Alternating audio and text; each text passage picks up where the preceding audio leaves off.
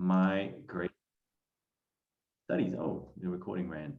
All right, let's begin today.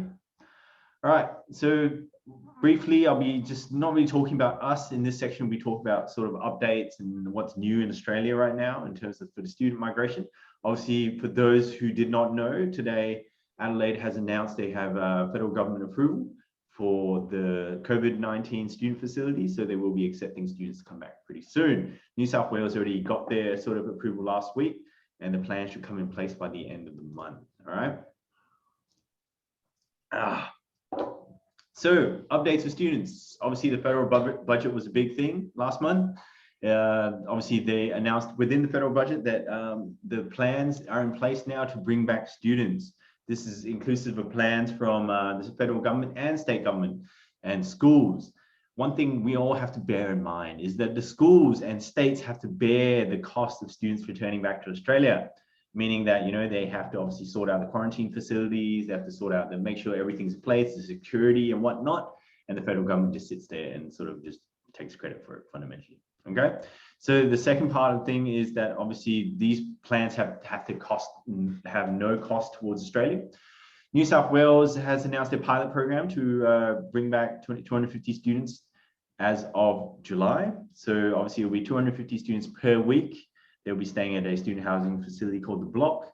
And, you know, obviously, in my opinion, I think this is a good step forward for students that are wishing to come to Australia, or students that are currently studying online that need to obviously come to Australia as well. South Australia has already announced, so it's not a potential quarantine hub, there's already announced a quarantine hub, and it's already got endorsement from the federal government. So it's only a matter of time before that goes ahead as well. Okay. Advice for potential and current students that are overseas: please do apply for your letters of offers ASAP, because the reason why is the overall numbers of university placements have decreased due to the high unemployment of university staff. So universities, once you start getting placement onshore, it's very limited. So holding a letter of offer does not actually cost you anything, but holding a letter of offer guarantees you a spot in the course. If the university has given you a contract fundamentally to state that, hey, we want you to begin your course next year, that is an agreement between you and the university, so they will hold your place. All right, so make sure you just have the letter of offer, even though you're not doing your student visa just yet, have the letter of offer in place immediately. Arrange accommodation early, as student accommodations right now are also taking a big hit. So they obviously want, you know, more students to come and stay in their accommodation, so they will give you cheaper rates. This would actually help reduce the cost of studying in Australia tremendously. I know a lot of my students are studying in private student accommodations, and they have obviously been doing quite well in that respect, because they're paying a lot lower than an apartment rental in WA. Okay. If you are currently studying online, please make sure you ask the schools for the scholarship programs, because yes, you are studying online, but obviously you are entitled to scholarships and discounts. So do ask your university program for the scholarship and discounts that are offered for your university. If you look into the scholarship section of your university, normally they outline a discount for starting your course with them. Okay. Seek advice from onshore agents. The thing is, as onshore agents, we believe that we see what's going on the ground. We understand what your position is in the long run, and we will pretty much fundamentally hold your hand to get to that pathway goal.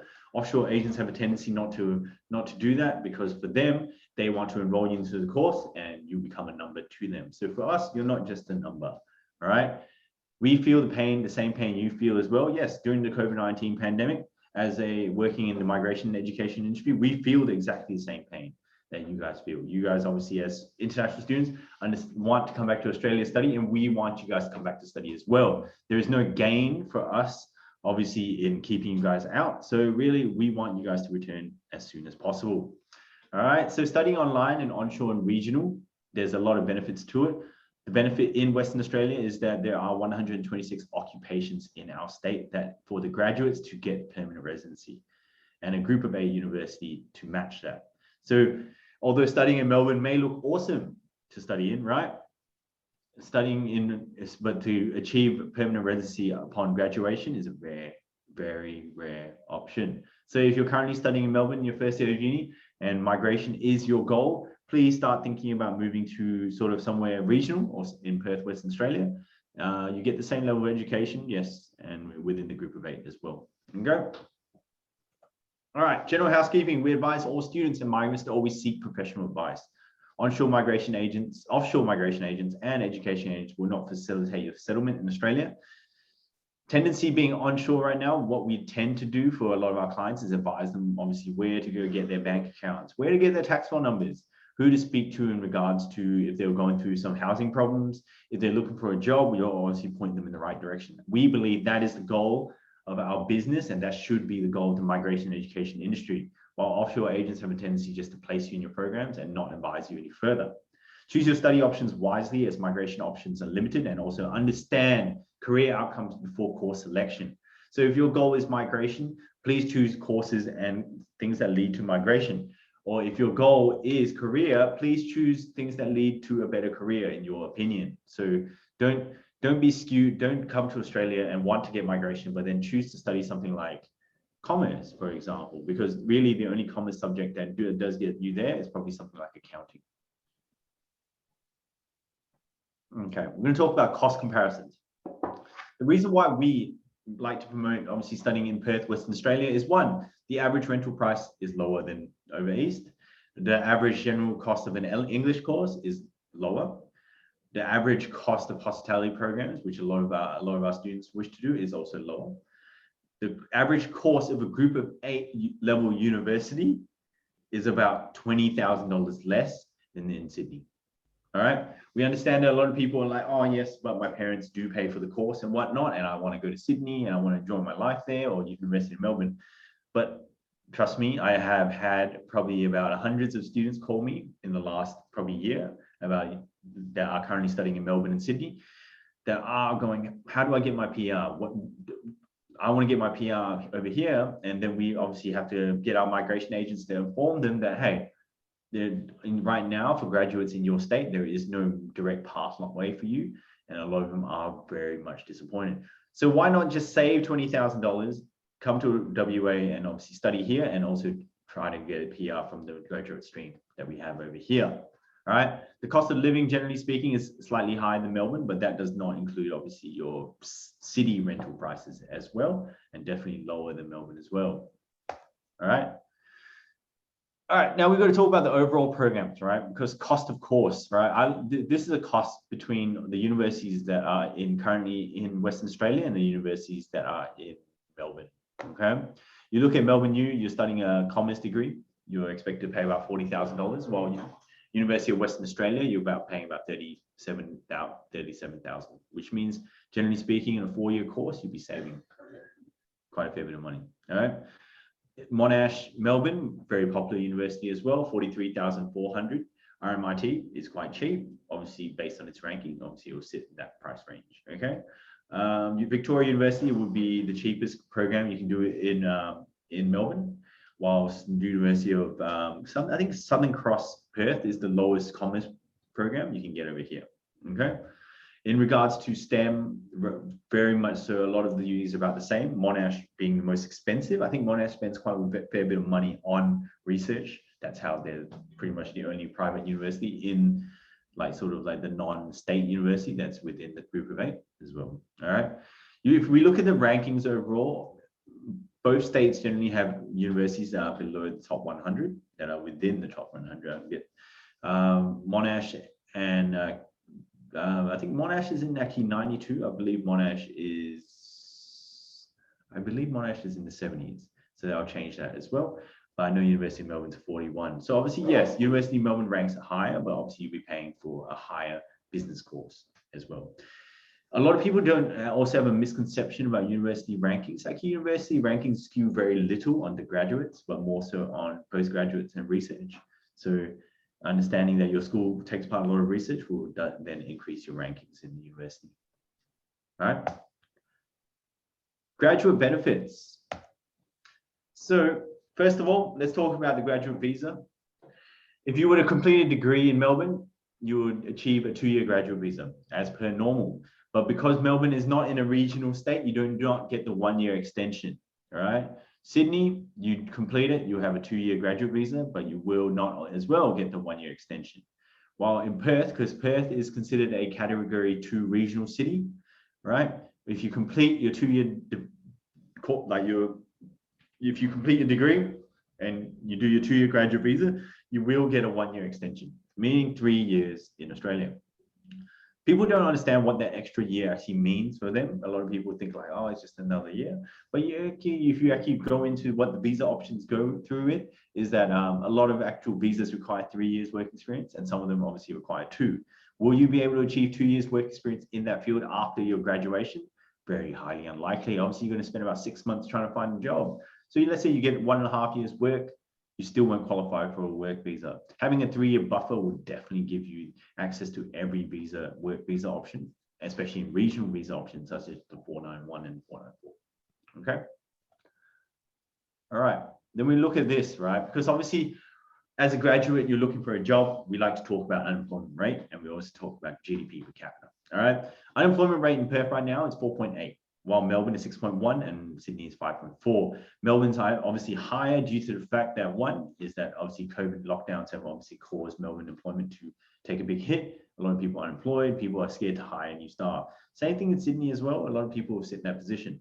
While in Perth, due to the good level of control for the COVID-19 pandemic, I think Perth has only gone through 2 small lockdowns in the last 1 year since we've opened up from the big lockdown. So really the lockdown, the first one was literally 5 days and the other one was 4 over the weekend, I think it was. Yeah. GDP per capita makes up also that amount as well, because GDP per capita will obviously outline what is the general expenditure per household, per person, pretty much. And if we actually look at this, the GDP per capita in Perth is substantially a lot higher than everywhere else. So people here are obviously living better lives than over there. You know what I mean? Obviously, Perth and South Australia were literally ranked in the top 6 places to live in the world right now. So, you know, make use of this right now. If you're in Australia, please do come to Perth and start your education here, as you do get the benefit of being in a city that's livable. You get the benefit of obviously cheaper education, and also you get the benefit to getting a 3-year graduate visa and possible PR.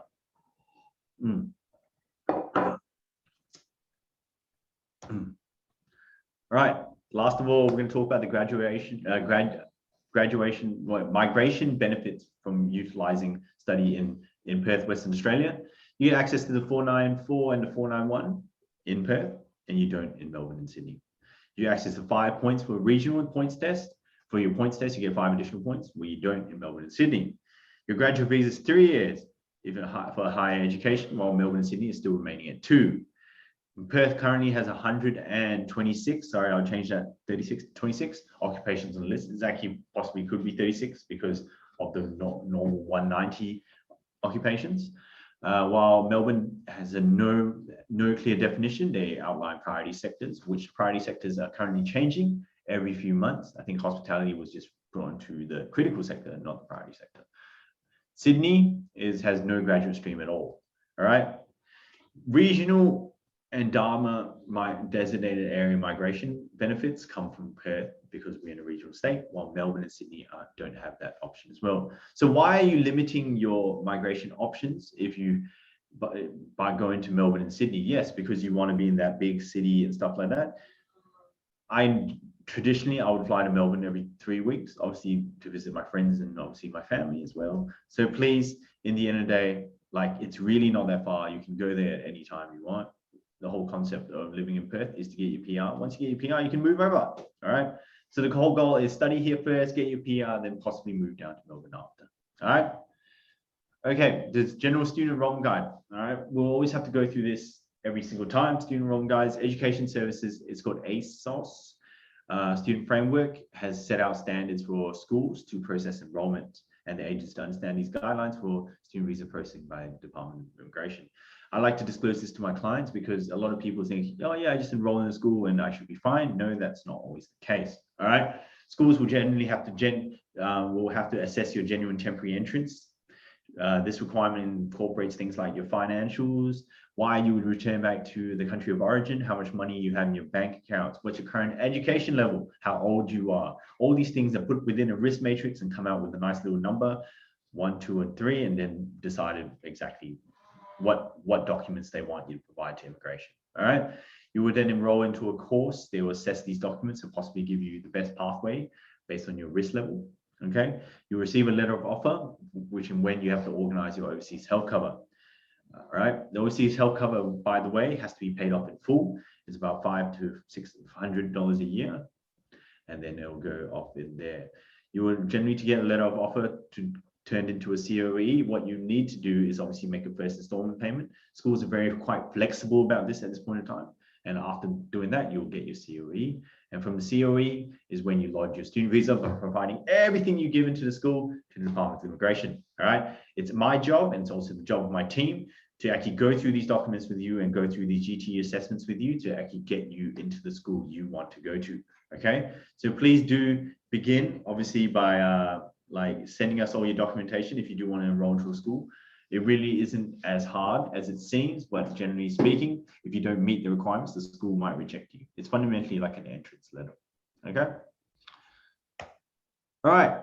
So thank you guys for obviously listening to my live stream. I think I've done this now for quite some time. I think this is probably like the 15th live stream on migration topics. If there's anything that you guys want to know about, I can always have my colleague Anthony come speak to you guys about migration topics. But generally speaking, my main focus is to help students achieve their migration and education goals. But if you specifically want to know about business visas, please do inquire with us. We'll send you our sort of video we did on student visas about on business visas about a year ago, and we did one 2 months ago on the changes of business visas as well. Okay, and we did a few on family visas and work visas as well. So please do add us on WeChat or WhatsApp, or even contact us on Facebook if you wish, or go to our website and do the contact us. I think that way you would be talking directly to me.